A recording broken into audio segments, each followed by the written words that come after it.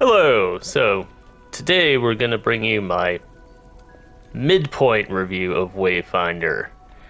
I've got into the second region, open world area, whatever you want to call it, uh, and unlocked not the end game stuff, but the level cap and a lot of the other general progression. So, we've got some decent thoughts to go on here.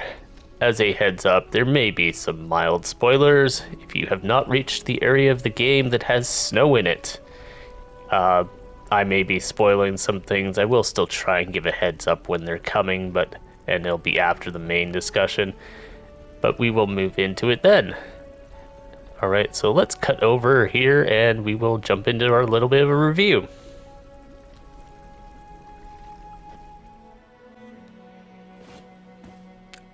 Alright, so yeah, our review here. This is the outdoors, by the way. I just thought I'd show it off while I'm talking here. This is with the quality mode turned on, not the performance mode that I usually play in. Obviously, I turned that off for the purposes of this video, which I'm going to turn back on right now because I'm going to need to reference it.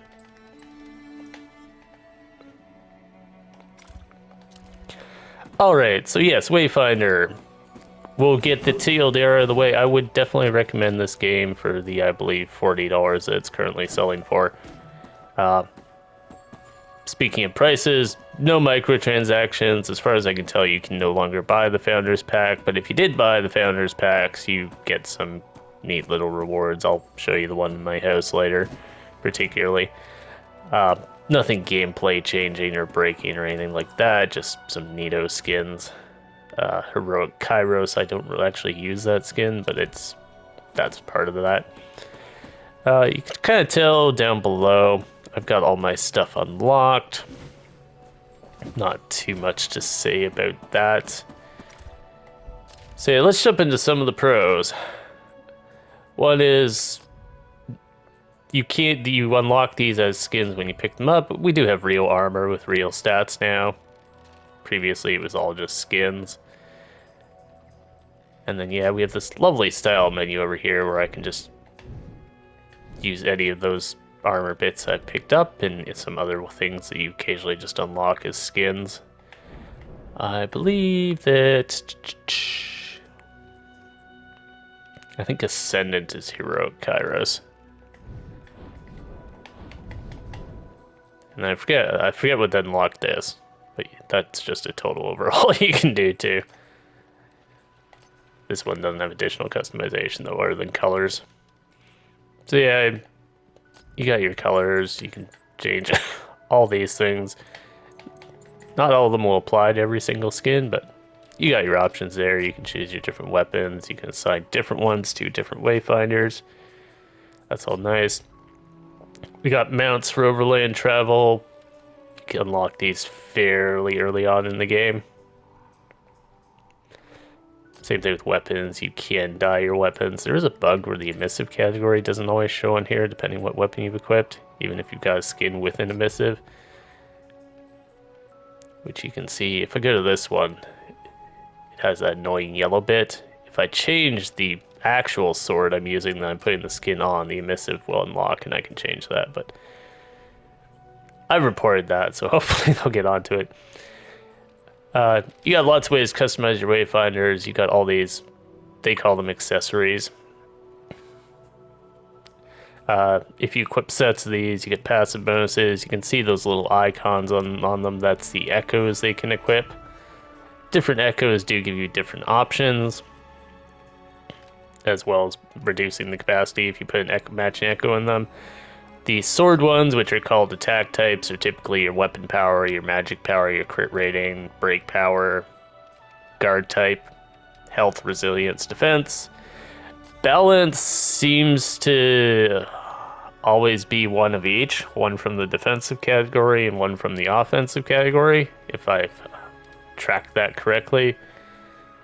These ones that are called cross echoes also do that, but not always. I don't quite get this category, but you can see some of the options down there if I'm flicking through. These drop from monsters. They are random, so Eventually, if you kill enough Frostbeaks, for instance, you will get the purple Frostbeak, and once you're at level 30, you can get all the drop at level 30. It's actually based on your power rating on the right there. You have to get to 2700, which will be around when you get level 30. And then you can rank them up all the way to 35. This is basically a maxed out Echo at the top here. I've heard tell there's some other ones in the super endgame stuff, but it might be a bug going up higher levels. So yeah, you got a lot of different ways to play around with here. Like, I could try and get rerolls of my weapon. They have the same thing with the slots and my accessories, and basically try and get nothing but ability power, and Kairos would deal possibly into the 6 digits of damage with his magic, but he would also be completely fragile and easily killed. No fall damage, also a positive of the game. So yeah, we got that kind of stuff. We got a quest tracker here. Generally speaking, your main story is always marked out for you. Some of the side stories are, well, we'll get to that in a second. Discoveries. A lot of this was added. You can rewatch the cinematics. You can watch the character cinematics, like Kairos here.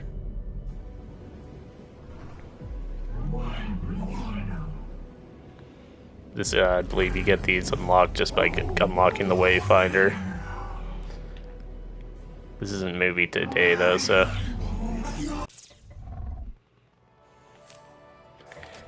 You can find your Wayfinder's memories around the world. Once you find them all, you unlock some rewards. And if you watch all these in order here, then you will get a backstory, basically, to your character. That's very good. That gives some flavor and personality to them. The Wayfinders also have some lines now, although they're fairly limited. Let's see if I can go show you some combat. If you played during the MMO days, the same basic framework is there, but it's definitely been punched up, we'll say.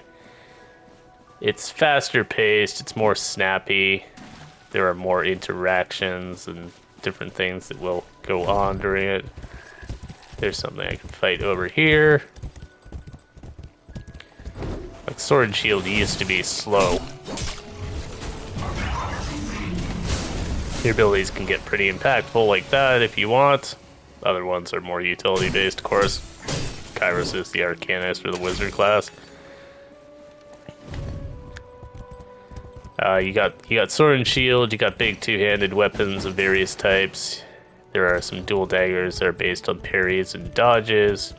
Really a bit more of a agile counterplay. You got guns, which are guns. I don't think that needs too much of an explanation. They do all have unique gimmicks and stuff to them as well. Like mine, if I can trigger it.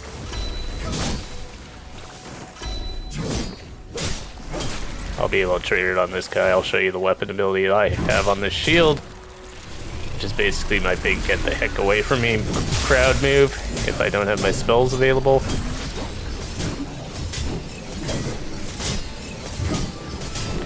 Generally speaking, there's some kind of thing you have to do to get your weapon ability unlocked, either scoring on weak points that you've exposed or doing finishers with melee weapons.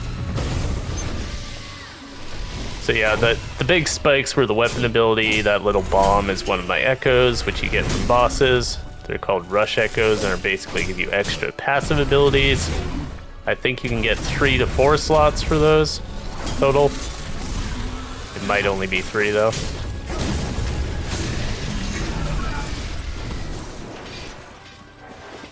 Yeah, you can see I just picked up the echo from one of the little floating dudes. It's green rarity though, so it's horrible garbage.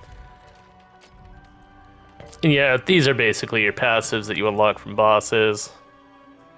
This is the one that made that explosion. Lots of stuff to go there. Also, the game's been greatly expanded. This is a whole new open world area that I'm in. There's been more quests. The story has, even in the early part, the story has a little more flow. Now I'm going to get onto the part that's going to get people yelling at me, maybe. We'll see. We'll do another little cut here, and then I'm going to jump into some of what I consider the cons of the current point of the current version of the game. So see you in a second here. Alright, so some of my critiques of the game, we'll say. But before that, puppies.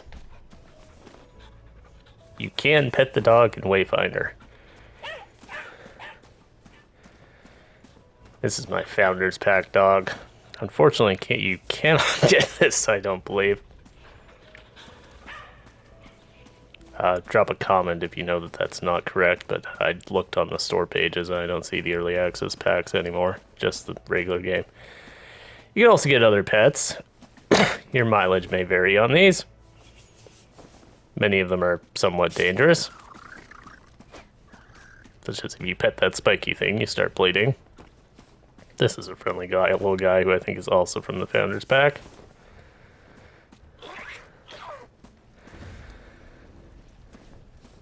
Yeah, this is the housing area.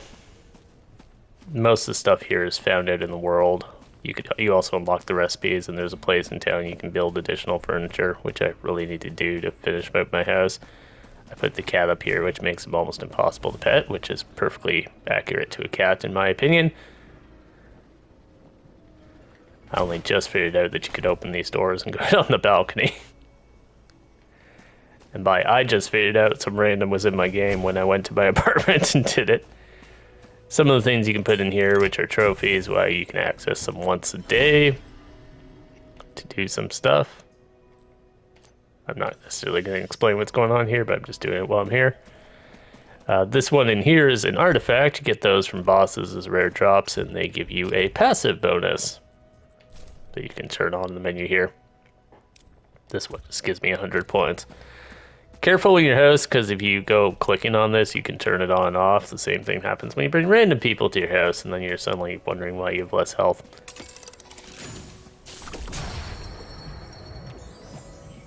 Anyways, that's all that fun stuff. This is another guy I think that damages me when I touch him. Alright. That's not the negatives, I just realized I forgot to cover it in the pro. The housing,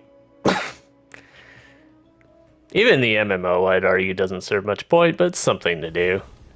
It's kind of like my Monster Hunter house, except this one is infinitely more customizable. Actually, should have shown you the house building interface while I'm here. Loading screens are much snappier without the whole being an MMO server thing going on. But yeah, if I were to go place something like this fish head, I can do this, I can spin it around, I can put it up on the ledge, I can put it on the table, if I can find space. You can turn off the snapping, or turn it down, so that you can actually like freehand place it completely. Same thing with the rotations, you can change the amount you're rotating by, so everything doesn't look like it's weird perfect square. It depends how confident you are in your decorating skills.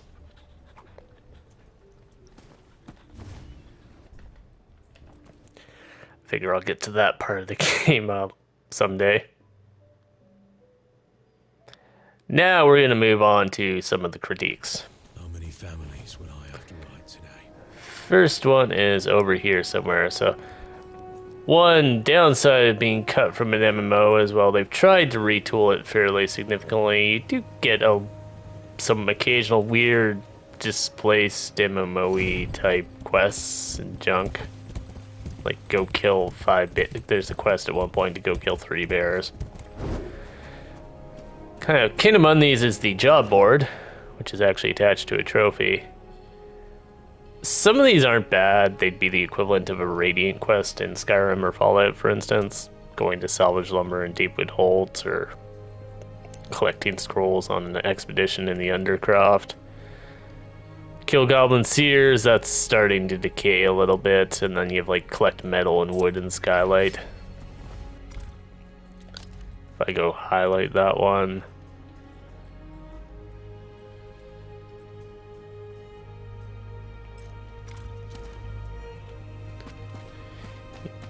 Yeah, you can now see this is like this unlocks almost halfway into the game, the job board. And this is like the quest you do in the tutorial area of the MMO to have you that makes you explore the city. Those are kind of weird because by the point you unlock them, at least I was level 30. I am playing on heroic, though I've been told that doesn't change the XP gain at all. That's a memory which I can just review later. And I have world scaling on, which does change things because you get higher level drops and stuff. But yeah, I don't know why. This was in the game, I guess, because didn't make much sense to take things out of the game, like remove content that was already made. But it's in the game, and it's at a weirdly far point in the game. On the opposite side, you don't have to do it. It's entirely optional. I'll show you in a second what it actually does unlock.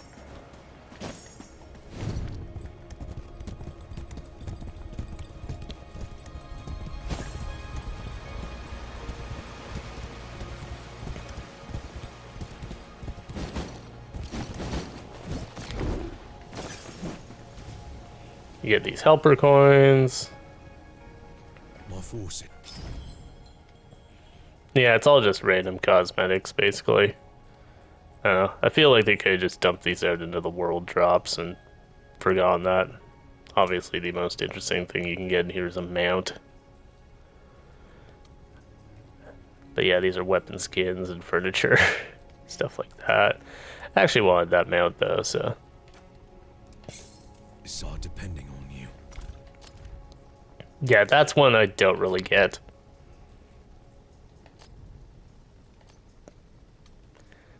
Sort of like it's fine being in the game, but it's also weird the point that it is in the game.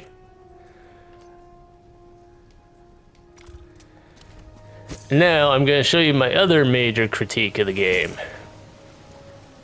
And this one's a little more serious, we'll say.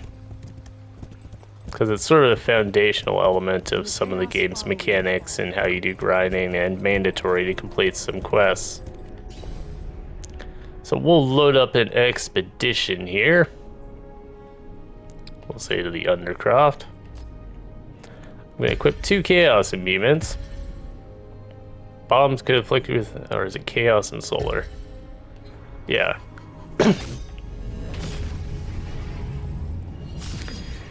This is probably the most obnoxious example I could show you, but Wayfinder has a problem with creating damage zones in a game that is, while there are guns, you can't hot swap to them. If you swap your weapons, all your echoes fall off, and you're not going to change that in combat. So in the game that has a lot of melee basically a lot of melee focus, there's stuff like this.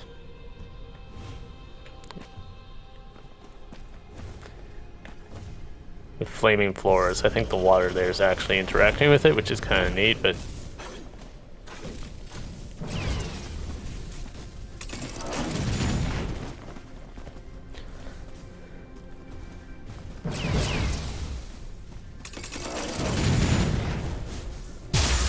So yeah, you can see you will very quickly get wrecked by these floors. Just to be on the up and up, I'm like a super tank build with incredibly high magic defense, which is what blocks fire. And the obvious problem, which you're going to see in a second here, is the spider is now just chilling in the fire and had no ill effects from it. He will come to me, fortunately. He'll try and pounce me. The spike traps do kill him.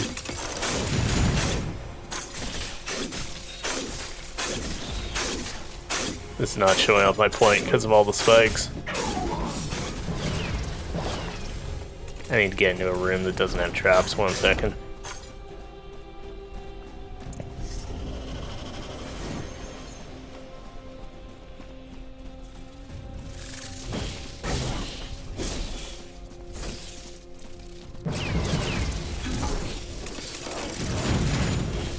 So yeah, the bombs going off damages them, the fire does not.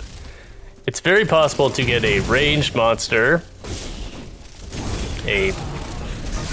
or most relevantly, a boss who will sit in that fire spamming at you.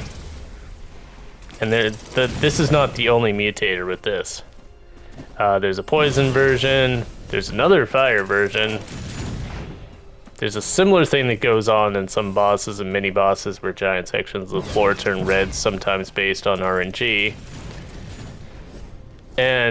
But there's several bosses that have DPS checks. They go into a rage mode, or there's like guys you have to kill to stop them like shooting this instant death explosion into the room. Instant death as long as you're, you know, not super over leveled or have the difficulty scaling on or whatnot. And you can lose a boss fight because the RNG of either one of these mutators or the mechanics said, no, you can't melee that boss. He's standing in the zone that will kill you in 2 seconds.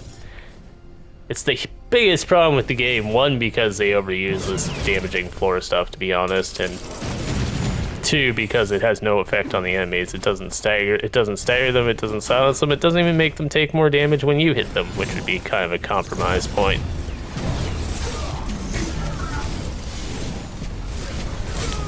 And that hasn't been fixed since this guy's doing a damage square, for instance, but his is very temporary. And that hasn't really updated since the live service version. It was a big problem then. Guns, all you saw in like later content was guns, and more guns. Because you could just get completely screwed as a melee character. So yeah, that is our most major gripe with the game as it is. We're just gonna go back out here. Then the only other thing I would say is some of the resource costs for doing things like awakening weapons are just extremely high for what's meant at this point to be an offline game. Skylight. Like just some of these. That one's good. Once you get up into the 2s and 3s, never mind higher, you need like 2 or 3 missions to fulfill one node of that. Calls for aid. It's not really, and some of them are, the Spectra is easy to get, but some of the stuff like Phoenix Feathers is just an RNG encounter that may or may not spawn. Your mileage is going to vary with that depending on your mileage in grindy games, but like I come from a background of Monster Hunter and stuff, and the increases that you get for that don't really seem to line up with the grinding. Speaking of things that don't quite reward the grind, this is the talent tree. There's a couple big problems with the talent tree. Basically, the idea is you pick a direction and kind of go with it. You can kind of straddle the line like I have here. One thing on here is stuff like this one. You can get a damage shield equal to 10% of your magic defense. Well, I have like almost 10,000. That's 1,000 magic shields every time I put up an enervation orb. And every time I use an ability, I have half a chance to drop one of those. So half my abilities are going to give me 1,000 damage. It's also this crazy node that says I should get like 3,000 shields based on my ultimate, right? And then deal damage equal to 25%, which would be like 2,500 damage for getting hit with a shield that I'm basically constantly refreshing with my abilities. These are all lies. That's very blunt, but that's the truth. I looked in the feedback on the Discord. I found an old post. I'm like, it was from a user, so I was like, this guy's got to be talking nonsense. It doesn't make any sense. Sure enough, when I posted my own feedback, Dev popped in and was like, yeah, we only use 10% of your magic defense for this value, so this should read, if it was not a lie, gain a damage shield equal to 3% of your magic defense and deal damage equal to 2.5% of your magic defense back to your attacker. No points for realizing that that's like 250 and then further reduced by the enemy's own magic defense. It's basically nothing. That's why I don't have that node anymore. I have the other one for the defensive value. over there. But yeah, that node particularly. And I can only assume that that applies to all of these other things.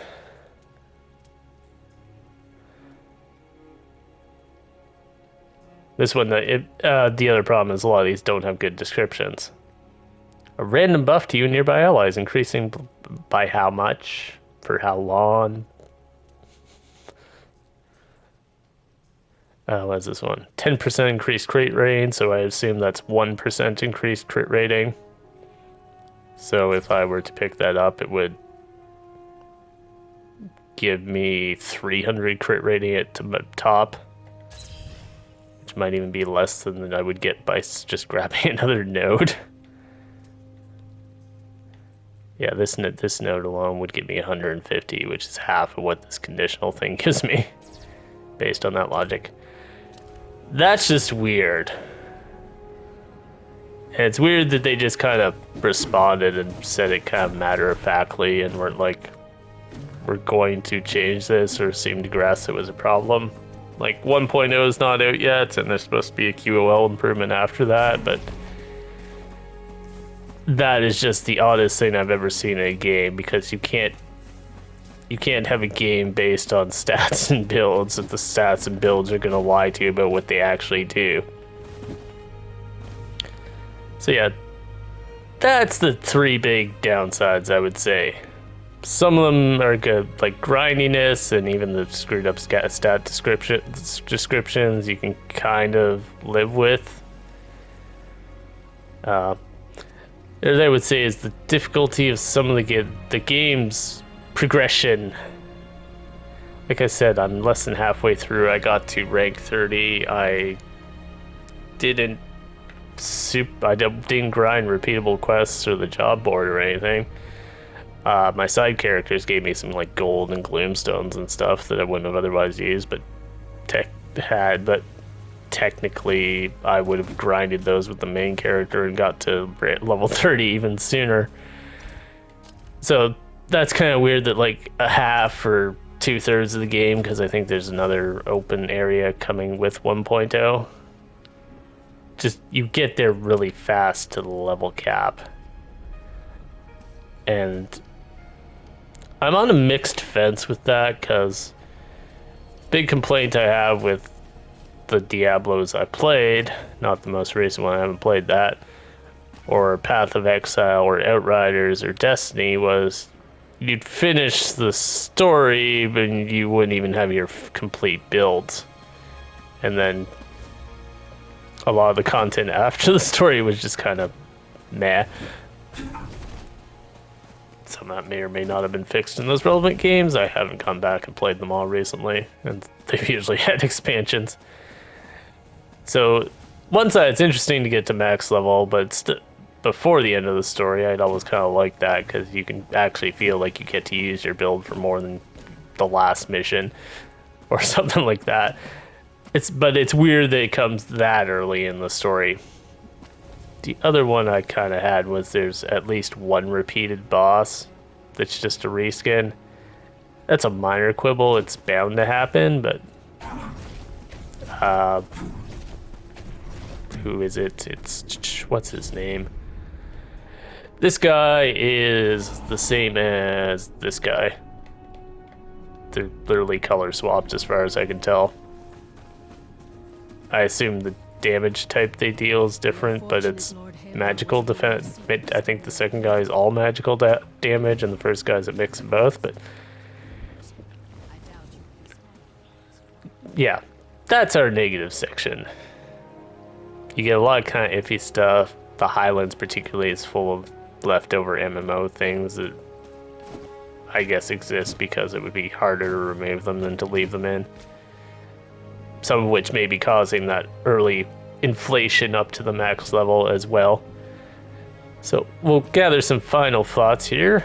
We'll go do it somewhere else for the sake of being interesting. And one moment. So, final thoughts. Don't throw me off the platform I'm standing on. Okay, I think we're fine. It's just doing... Oh.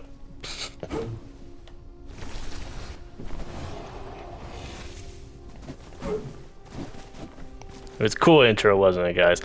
Final thoughts. Anyways, platforming also a little so-and-so, but it doesn't come up very often. That was specifically me going somewhere that's kind of out of bounds, so fair play. Game, I definitely recommend it. I know we just came out of the negative section, so I've been bashing it, but there's good meat in here. The meat and bones are good. Some of the garnishes essentially are where the fall downs kind of happen.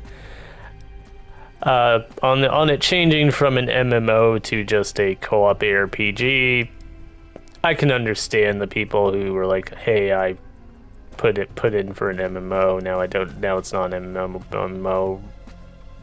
Arg. I will say, played during the MMO stuff in the early access, 95% of the time it just broke everything.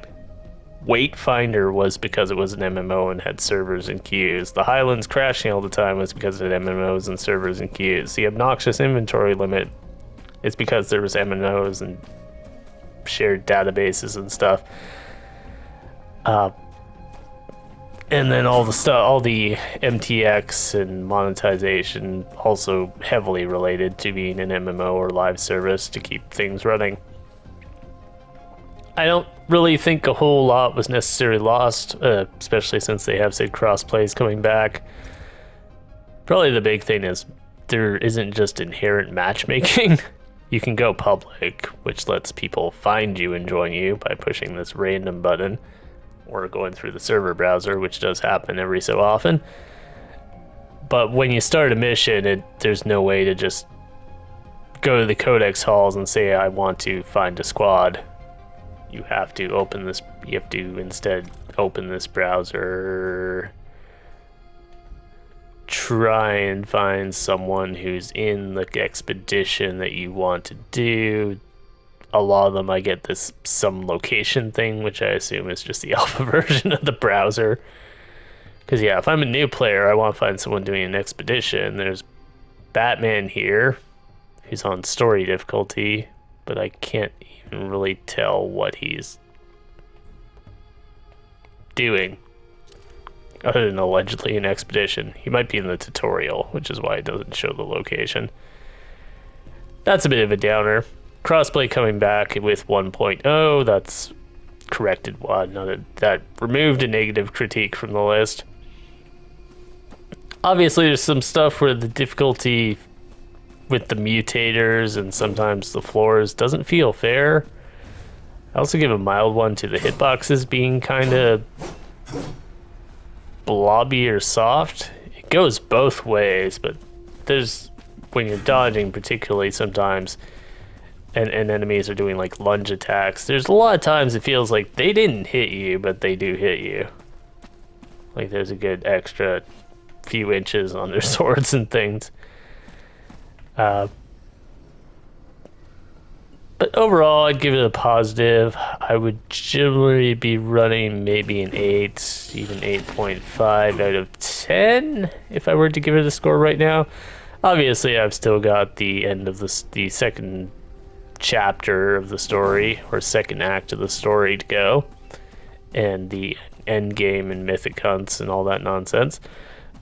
So keep an eye on the series on YouTube. Remember to like, subscribe, comment, etc. Comment any thoughts. You can throw out any corrections or tips you got for me to maybe I'm just doing things wrong,